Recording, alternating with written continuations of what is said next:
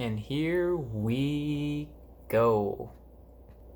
All right, guys, welcome back and happy Monday. I hope you guys have kicked off your week. I hope that things are going well for you at the start of the week.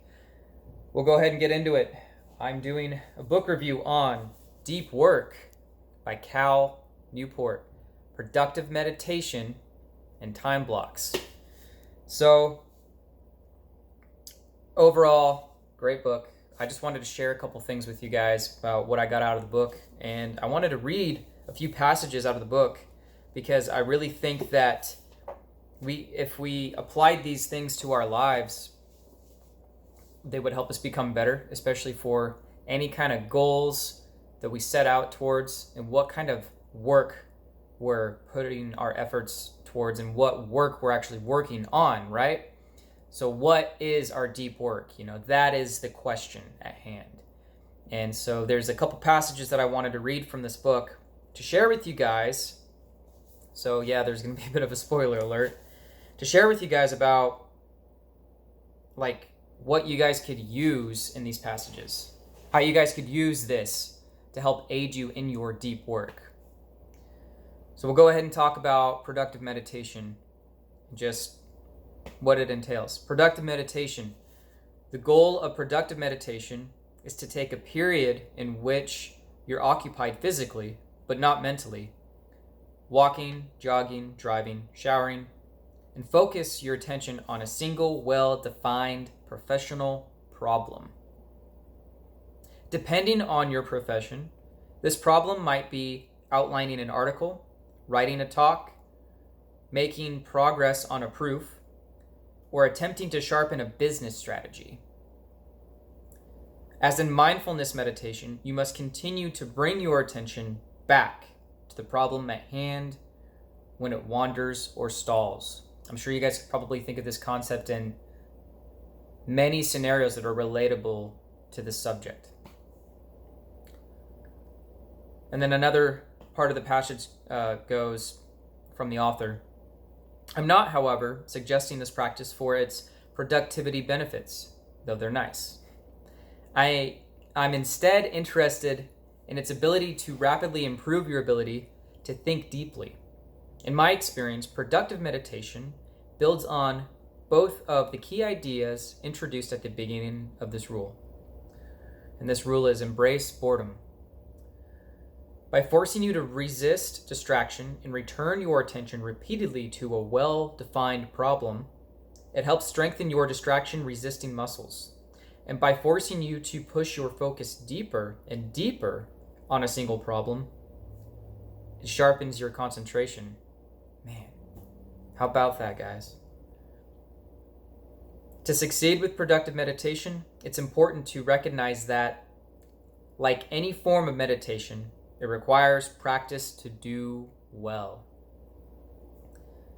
When I first attempted this strategy, back in the early weeks of my postdoc, I found myself hopelessly distracted, ending long stretches of quote-unquote thinking with little new to show for my efforts.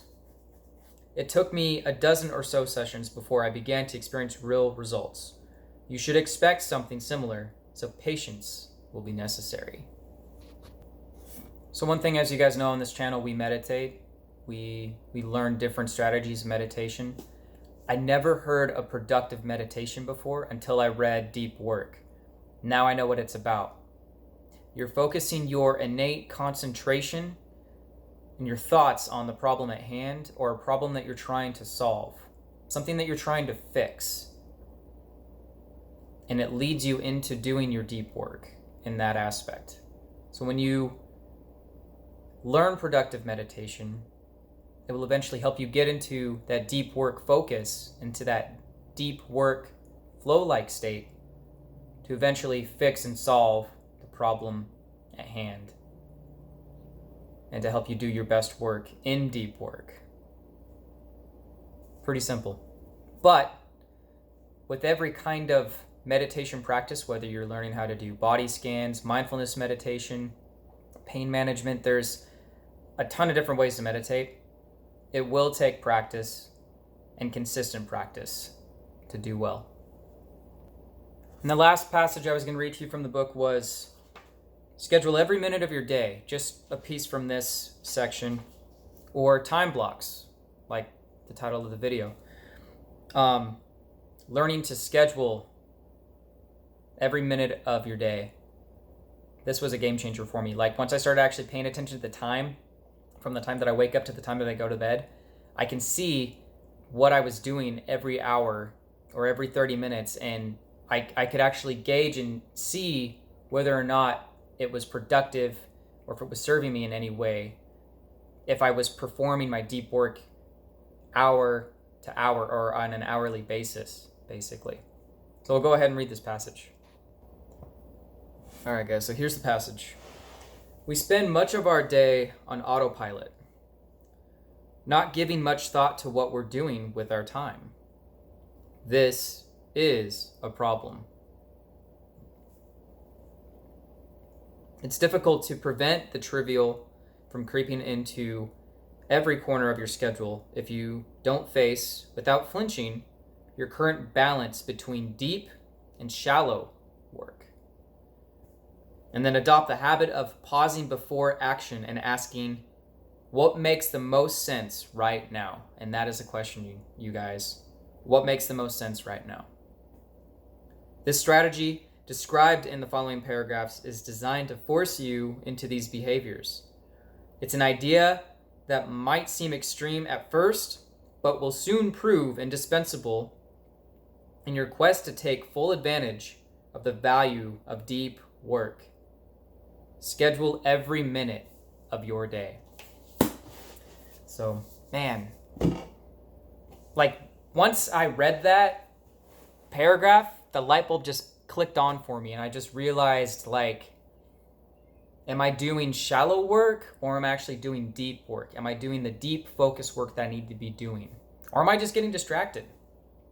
You know, and I'm not going to read these other passages because I don't want to spoil the book for you guys, but it talks about, you know, time blocks. This was from the index, but it suggested, hang on a second.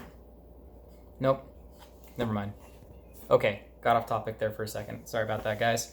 So look, it basically brings up the question, are you doing shallow work or deep work?